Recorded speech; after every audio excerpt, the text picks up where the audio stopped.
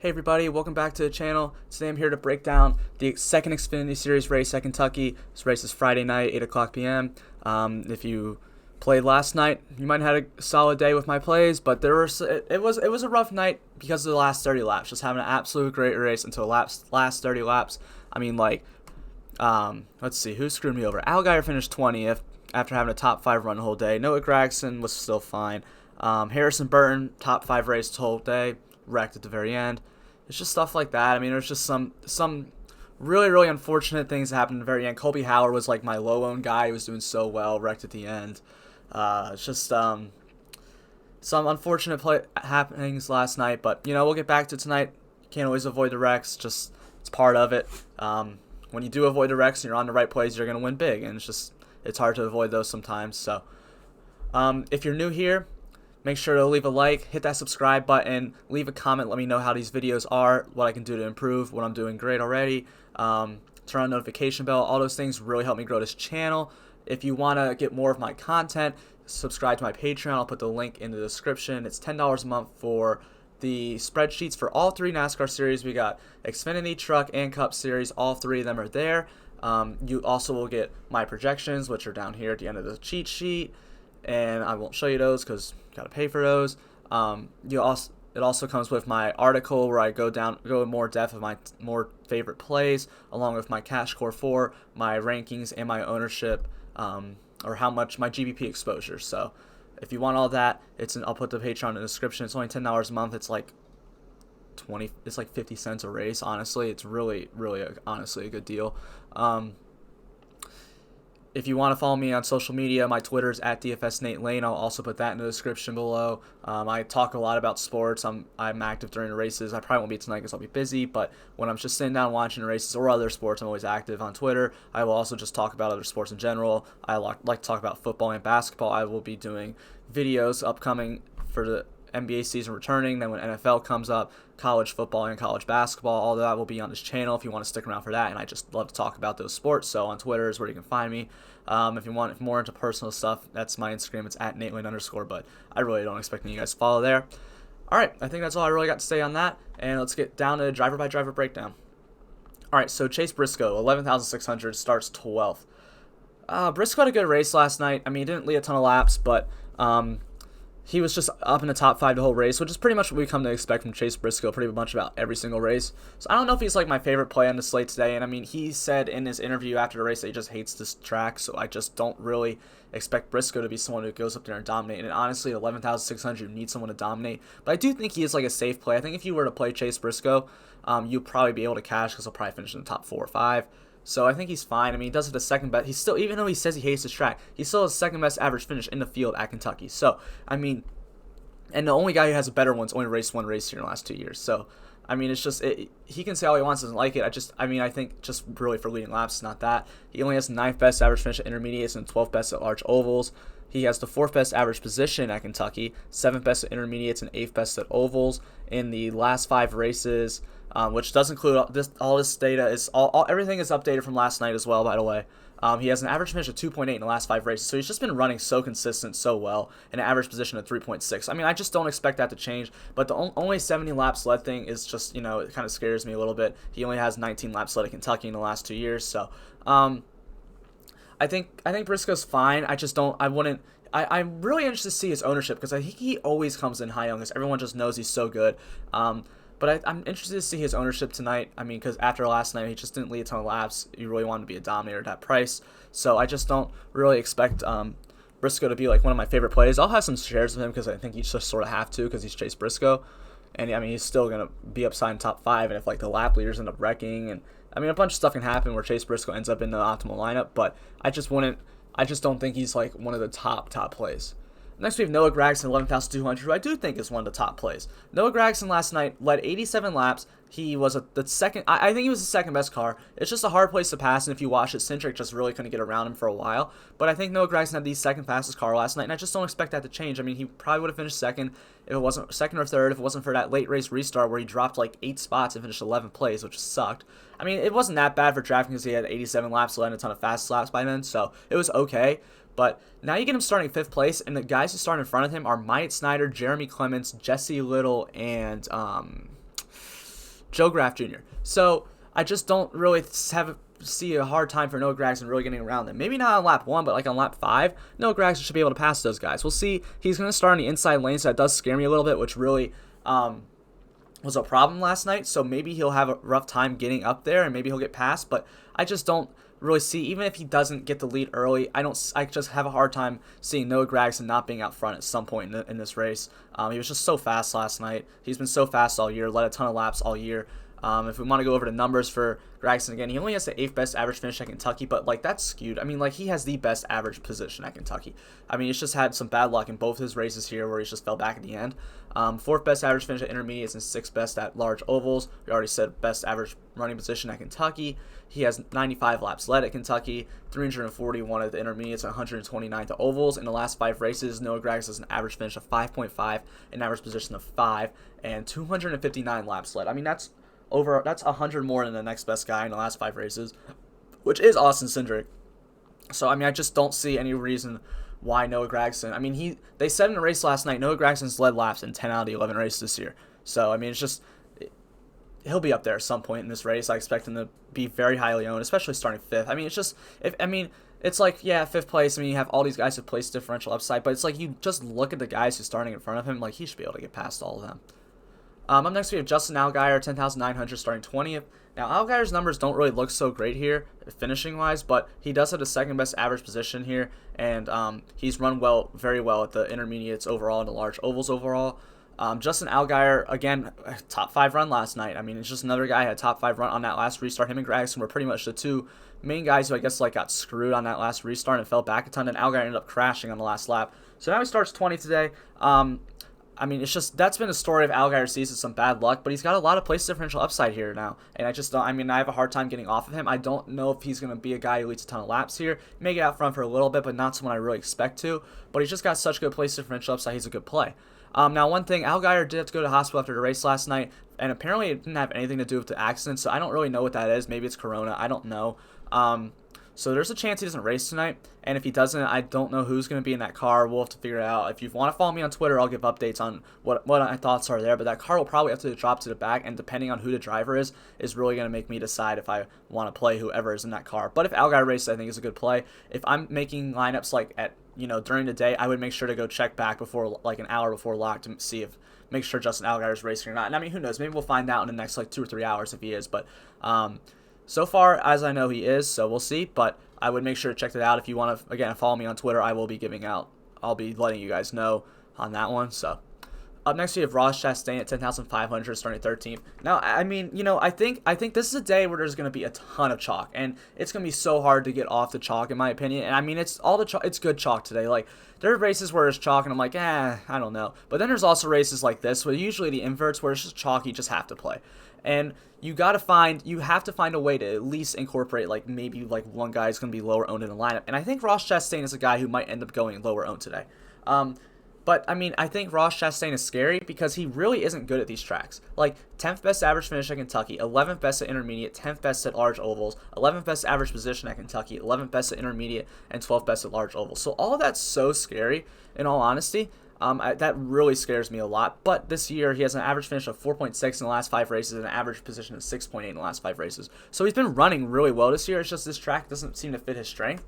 But he does start 13th, so he does offer some place differential upside. And if he ends up in the top 4 and, like, say like Cindric Rex or something, or Allgaier, or, I mean, someone else drives that number 7 car, I mean, Chastain could be the guy you need to have to play here. But I do think that he's not as good of a play as all the top tier drivers. He is, in my opinion, definitely the worst play, but he's going to be the most low owned too, so he might end up being the guy that if you want to get different views. I don't know if he's really the way I want to go to find differential here. In all honesty, there's really not a lot of places to go to find, like, differential, but I think Chastain's an okay option if that's where you want to go.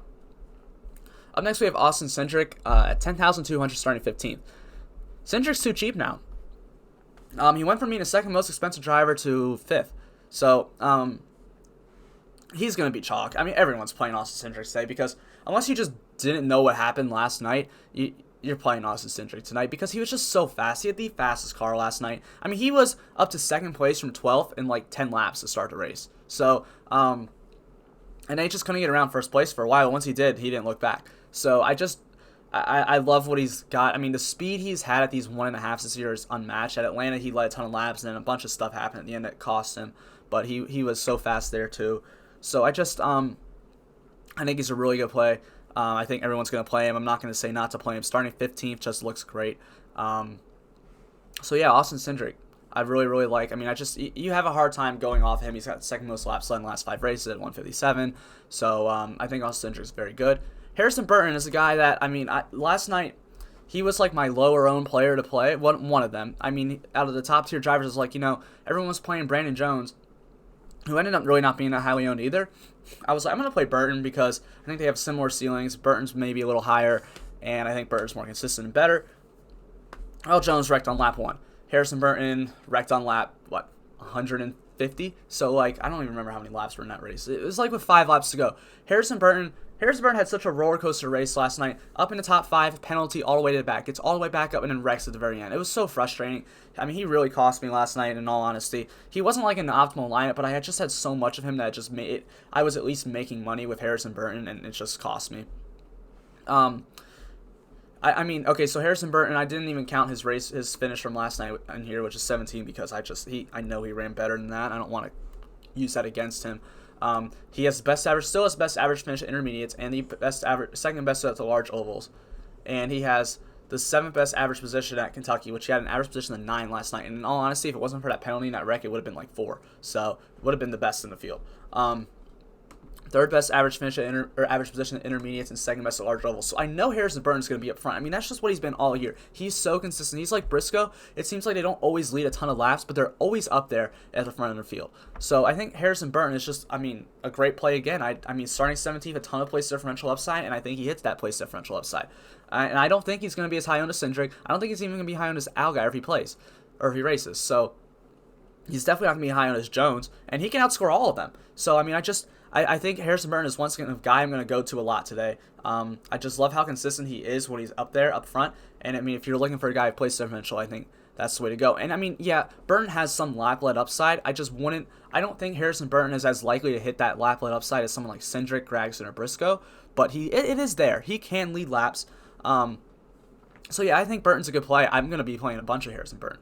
Next, we have Brandon Jones. This is what I'm talking about, the chalk you just can't get off of. I mean, how do you fade Brandon Jones starting 36? I mean, the only thing I could say as to why you're going to fade Brandon Jones starting 36th place is that he's just had bad luck recently. Last 3 races, 2 of them, he's gotten caught up in a wreck that wasn't his fault on lap 1, and at Indy last week, his car caught on fire. So, he's just had some bad luck as of late, but he starts 36. I mean, he can't really hurt you. This isn't like I wouldn't play 100% with Brandon Jones when I'm doing tournaments, but I mean it's going to be a lot. I just think there's just he's got a top 10 car. If he has a clean race, he'll finish inside the top 10. He's got top 5 upside, and I mean he's Brandon Jones. He's won a few races in this series. He can win. So I just don't see any reason to not play Brandon Jones tonight. He's going to be chalk. I still want to play 100%, just especially. I mean, I usually don't play 100% of anybody outside unless it's like some interesting circumstances, but him having a ton of bad luck as of late does not make me want to go to 100% of Brandon Jones, but there will be a lot of Brandon Jones being played for me. Justin Haley, 9,500, starting 9th. I just don't think Haley has really any room to go up or down here. He's just going to hang around 9th place the whole time. 8th best average finish in Kentucky, 8th best at intermediate, 7th best at large ovals, 10th best average position at Kentucky, 9th best at intermediate, 9th best at large ovals. He's not really a guy who's got a ton of lap-led upside. In the last 5 races, average finish at 10, average position at 9.8. So Justin Haley hanging around that 9th spot is exactly what I think he's going to do. It's just not someone I want to play. He's going to be low owned, so if that's a guy you want to go for low ownership, you fine, but I just don't want to go there. Snider, 9,300, starts on the pole. I mean, Snider probably leads the first few laps because I just don't think the 3 behind him are better than him. So I think he'll lead the first few laps, but I think eventually Gragson or someone else will get past him, and then he's just going to fall back. He's a top 15 car. At 9,300, you can't afford. I don't care. I mean, unless he leads 100 laps, you can't have someone drop 15 spots. So, and I mean, if you look at all his averages, 17th best average finish at Kentucky, 15th at intermediates, 18th at large ovals, 18th average position at Kentucky, 15th at intermediates, 16th at ovals. Last 5 races, he has an average finish of 11.4, which is good, and an average position of 13.4, but he starts on the pole, so that's just not somewhere I want to go. Anthony Alfredo's an interesting one. He was someone tied for my highest owned driver last night on DraftKings, and other guys screwed me, but it ended up working out. He ended up finishing 6th. But he didn't really have the best run all race. At the beginning, he was like inside the top 7 for most, and I was like, oh my god, this is going to be such a great play tonight. But then he just like was mired back between 10 and 15 the rest of the race, and I don't know. He got lucky on that last restart and worked out for him, but I don't know. I didn't like the way that was going. I don't know if that's going to be something to be able to fix tonight, but he's more expensive now, and he's starting a spot higher, so I'm really hoping that his ownership comes down because I'm still playing Anthony Alfredo. Because he has so much upside. That 21 RCR car is so fast. It's one of the best cars in the probably top 5 car in the field. He's shown the potential to be able to finish inside that top 5. And if you're going to get someone who's going to finish in the top 5 at like low ownership, I'm all for that. So I think Anthony Alfredo is a good play again. I'm not going to probably be as high owned as I was last night on him, but I'm still going to want to play him. Next we have Michael Annett at 8,900 starting 11th. Now, Mike, you've been watching my videos. If you've been watching my videos for a while, Michael Annett's like never someone I suggest. And even last night, I know Kentucky's a great track for him, but I still didn't suggest it. But I'm gonna suggest him here. He starts 11th and he finished 5th last night, 4th or 5th. So, and this is a track that's been good to him for his whole career. He's the 5th best average finish here in the last 2 years and the 7th best average position. The other types of tracks haven't been like the best for him. And usually that is showing, but he's been found a way to be good at Kentucky. So he starts 11th. He has top 5 upside, but more likely he'll probably finish inside the top 8. I wouldn't play a ton of him. He's just going to be someone I have a little bit of ownership on today. But I do think he has some upside here. I wouldn't play him in cash either. Cash is so easy today. I don't like cash. You play Jones, you play Hamrick, you play Colby Howard, and then you figure out the rest. It's just they're going to be 100% owned in cash. That's why I don't play cash in NASCAR that often. Alex Labbe, 8,700, starting 24th. I'm not interested in him. He's still too expensive for me. I don't know why he's so expensive. 22nd best average finish at Kentucky, 19th best at intermediates, 19th at large ovals, 33rd best average position at Kentucky is really bad. 20th at intermediate, 20th at large ovals, and in the last 5 races, Alex Labbe has an average finish of 19.4 and an average position of 20.8. So yeah, the top 20 is in the cards for him, but that ain't gonna pay off that 8,700 salary. Just not something I'm really looking to go here. Riley Herbst was amazing last night. Finally, Riley Herbst did something for us this year. 8,500 starts 14th today. But he was cheaper last night and he started like 23rd, I think. So he was just an absolute smash, finished 2nd place. What a race that was. I'm so happy for him for that play, but it's just, still the rest of my lineup sucked. But you needed Herbst last night. I'm interested to see if he's going to be chalky again tonight. If people are going to try to chase that again, or if they're just going to see he's more expensive and he starts 14th. But I'm going to be playing Riley Herbst again. He still has the 4th best average finish at Kentucky, the 10th best at large ovals, and the 7th best at intermediates. Average position, he has the 6th best at Kentucky, 6th best at intermediates, and 5th best at large ovals. So he's like, these are the type of tracks that Riley Herbst has done well at. Some of these other tracks he's just trash at, but this is a track he's done well at. In the last 5 races, he has an average finish of 7.5 and an average position of 12.4. So Herbst started the year out like solid, and then he has struggles, and his price was dropping. But now he's starting to get back into the groove. He's in that Gibbs car, and clearly we saw he has top 5 potential, or top 5 upside. So I'm gonna go for that again. Probably won't play as much as I played last night, but I'm still gonna be wanting to play him. Brett Moffitt and Jeremy Clements just start too high. They don't have any lap let upside for me, in my opinion. I don't think they get up there and lead any laps, and they probably just finish inside the top 15, maybe 10th. But you just can't afford at that price to lose positions. So, especially if all the place differential upside that's available today, I just can't see any reason to play Clements and Moffitt. Brandon Brown's one that I do like, and Brandon Brown was someone I was on last night on lower ownership, and I was very, very pleased with how he was running. That's another guy I didn't say earlier that screwed me. 7,800, starts 27th today. Brandon Brown was in 11th place for like most of the race, and he was having a great day. He was absolutely smashing his salary because he was way cheaper than that, and then he got wrecked by Justin Haley, so that sucked. That was so unfortunate, so disappointing. But yeah, Brandon Brown, I'm not saying he's going to finish 11th again, but he should be able to finish top 20 for sure, and he has top 15 upside, so I really, really like him. I don't really like to look at Brandon Brown's stats from past years because of how he's been running. His average finish doesn't look so great because of his wreck the last 2 weeks, but running really good before that. I like Brandon Brown. Think he could be a very good play. Ryan Sieg starting 7th. Ryan Sieg was able to hang around for most of the race last night.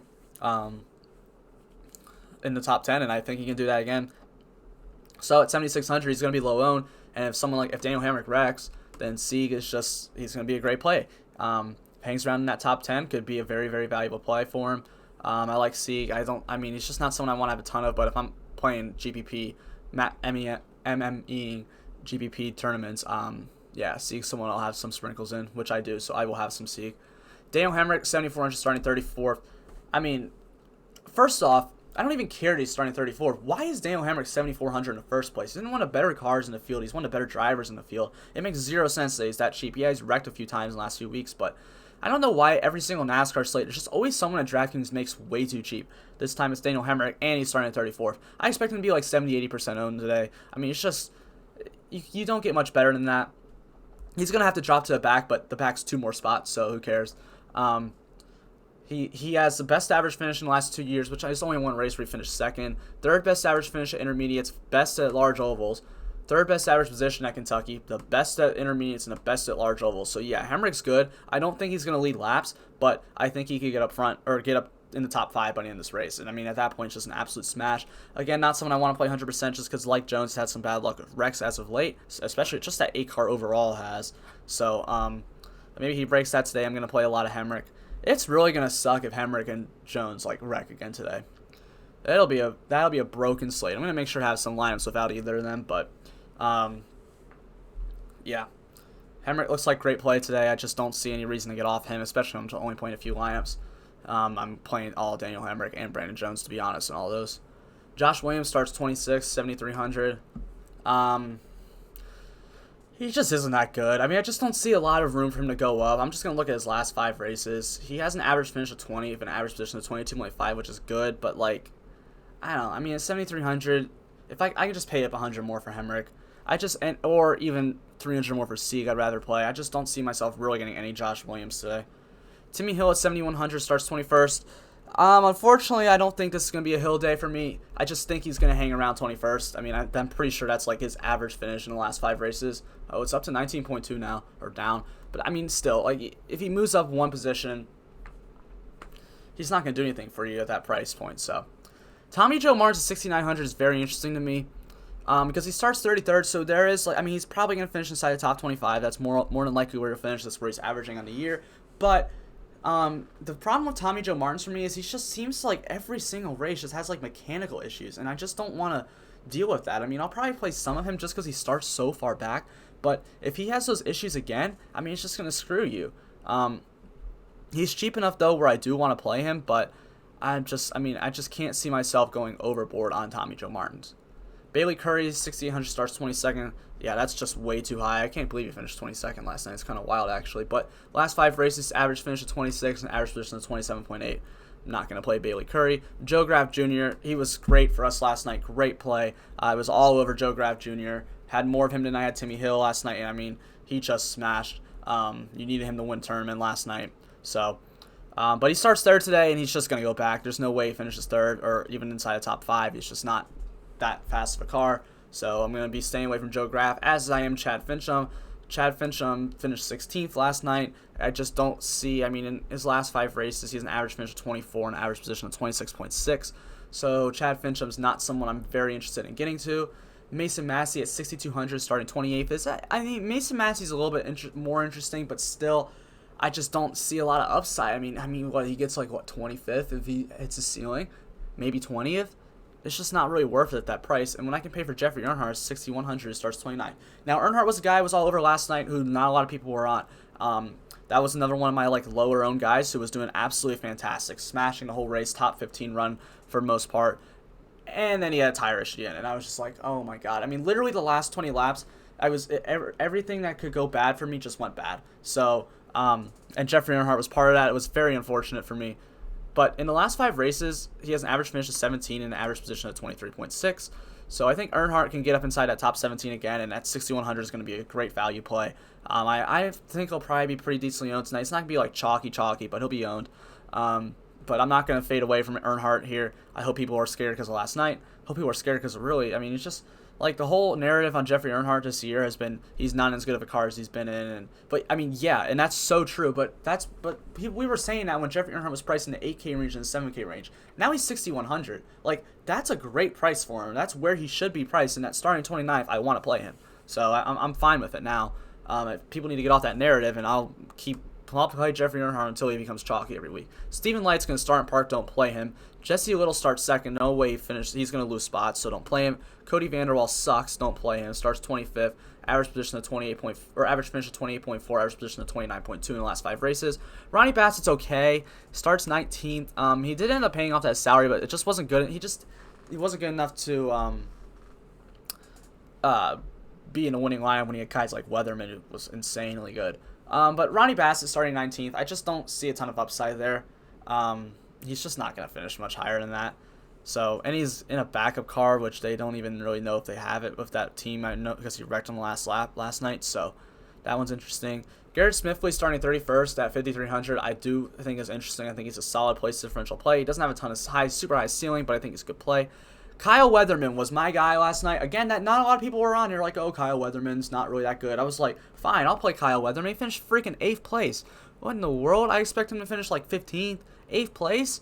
Oh my gosh, what a great play that was. I mean, it's just, again, I had such a great night, and it just got ruined at the end of the race. So, Kyle Weatherman. But and in the last 5 races, Kyle Weatherman's an average finish of 21.2 and an average position of 22.6. That's the problem. He starts 8th, and I got to run the numbers and see what he really needs to just 5x that salary, but I can't imagine it's any more than losing a spot or two. So I just don't see that happening again. I really don't. And if he does it again, good for him. I'll take the L on that one. I just don't expect him to finish inside the top 10 again. BJ Mccloud starting 18th is not bad, but remember, chalk BJ Mccloud is just terrible. I don't think he'll be chalk today. Average finish of 24.2, average position of 22.8. He can hang inside that top 20 and pay off that salary, but I'm not playing BJ Mccloud when I can just play Colby Howard. Howard, another one of my low-owned guys that was absolutely smashing last night until him and Alfredo got into it, and we never got to see the replay at Rex. I have no idea if Alfredo dumped him, if Alfredo cut him a tire. No clue. Fox sucks. Colby Howard starts 32nd, though, and he had a top 15 run going the entire race. I expect that again. I don't know if I expect top 15, but I expect a top 20 out of Colby Howard. And at only 4,900 starting 32nd, it's going to completely pay off that salary so well. So I think Colby Howard is an absolute great value here. I expect him to be chalk. I mean, people are going to know that. He's going to be so chalky tonight. But playing Colby Howard allows you to fit like Gragson and Allgaier in a lineup. So I just think that Howard is just a great value here. I don't see any reason to fade him. Vinny Miller starts too high, and Matt Mills is trash. So I'm not going to play any of those guys. Yeah, Matt Mills, 27.2 average finish. So it's just those two are fades for me. But yeah, that's pretty much all I got for this video. Make sure to hit that subscribe, leave a like, leave a comment, tell me how this video was. Turn on notification bell. All those things really help me out. So if you want to subscribe to my Patreon, I'll put the link in the description. Follow me on social media at DFS Nate Lane on Twitter, at Nate Lane _ on Instagram. I'll put those in the description as well, though. Thanks so much for watching, guys. Hope you guys all have a great Friday night. Hope you guys maybe make some money tonight and do better than I did last night.